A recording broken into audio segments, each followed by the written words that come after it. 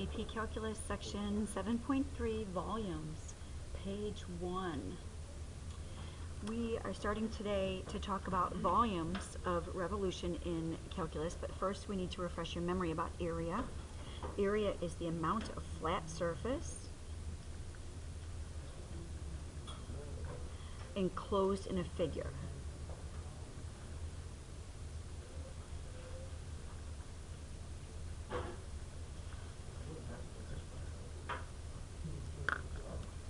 When we find the area of something, we are finding the number of squares contained in that figure.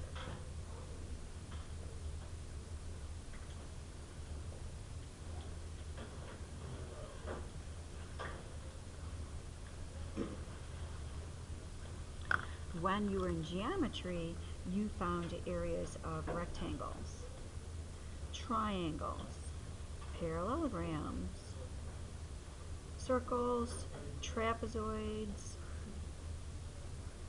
etc. And when you found all of those areas, you found them by using some formulas. In calculus, we found areas as well, but our areas were much different shaped.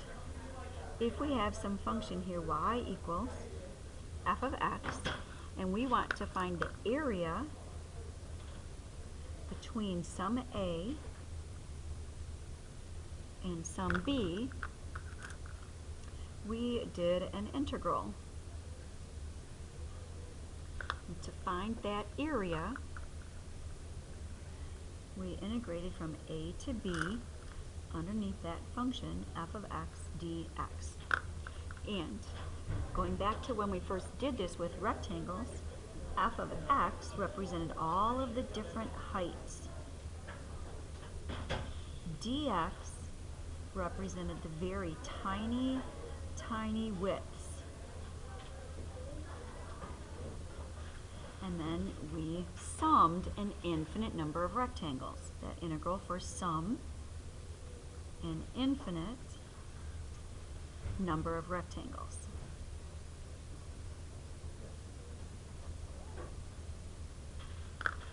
We are taking things up one dimension, and we're going to start talking about volume. Volume is the amount of three-dimensional space enclosed in a figure.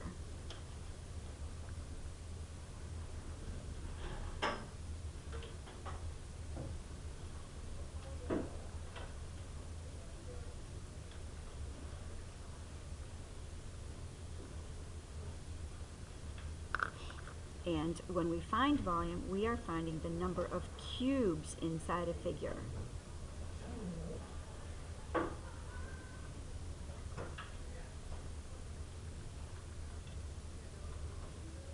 In geometry, you found volume of rectangular prisms,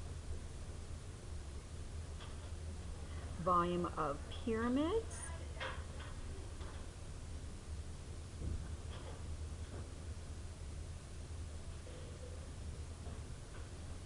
volume of a cylinder, cones, and spheres. And again, you did all of that by formula. In calculus, we need to find volumes of some odd-shaped figures. And let's start off with some just odd shape here. Y equals f of x from sum A up to sum B. And we are going to take this region right in here and spin this about the x-axis. It's a little bit hard to see on this flat surface here. Let me see if I can get you to see this. This might be too big. We'll see. Here's this shape. If we spin this about the x-axis right here, this opens up, and can you see we get a three-dimensional shape. So we've spun this around. To draw this, we'll have to show that 3 dimensions, so we'll flip this kind of over the x-axis. And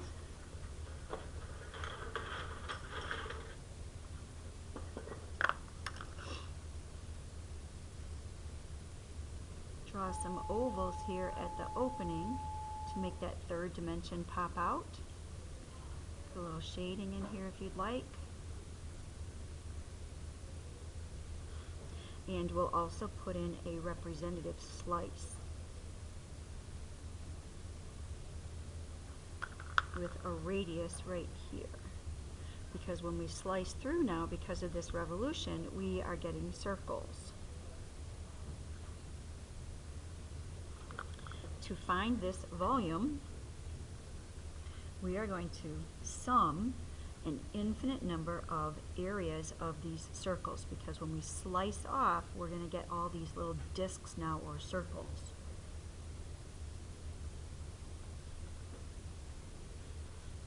We're going to take each one of those circles and multiply by how thick it is, and that will be our volume. The area of a circle is pi times radius squared. Thickness, if you were to measure how thick this disc is right here, we are measuring horizontally, so that's an x value, so our thickness is dx. We're going to pull this pi out, so we have pi times, look at our radius. Our radius here is a vertical distance, that's y, times dx. Bounds, where do we start slicing this? We started at A, and we sliced all the way up until we get to B.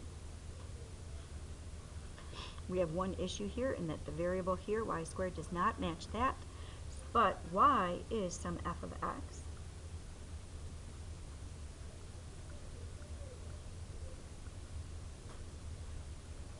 This is the general setup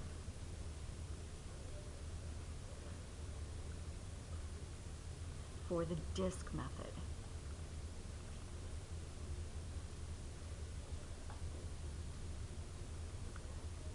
It's the general setup for the disk method.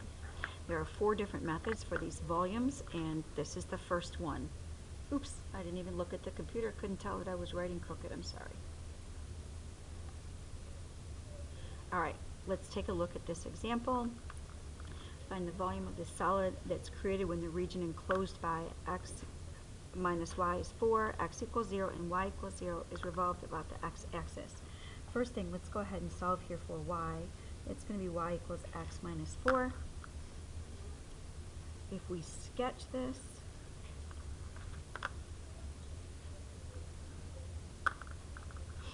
y-intercept is -4, slope is 1. Here's this line. Hits down here on the y-axis at -4, on the x-axis at 4.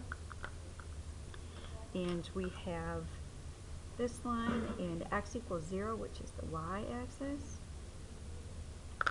and y equals 0, which is the x-axis, and the region contained between those 3 is this. We are going to take that region now and spin that about the x-axis, so this triangle here is coming out and about this way, coming out and about.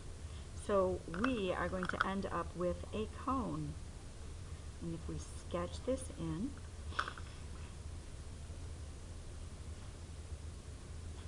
drawing the ovals at the end. I thought it made noise, but it's good. I thought my computer was going to shut off. I was going to have a heart attack. And then a representative slice in here. And hopefully you can see this 3-dimensional cone here.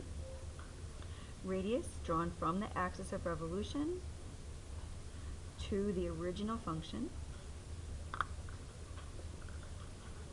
And when we set up to find volume then, volume, we're going to add up a bunch of circles times their thickness.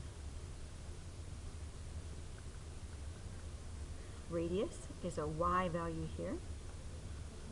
Thickness, if we measure across here how thick that slice is, That's x, so dx, bounds from where we started slicing, which was at 0, to where we stopped slicing at 4.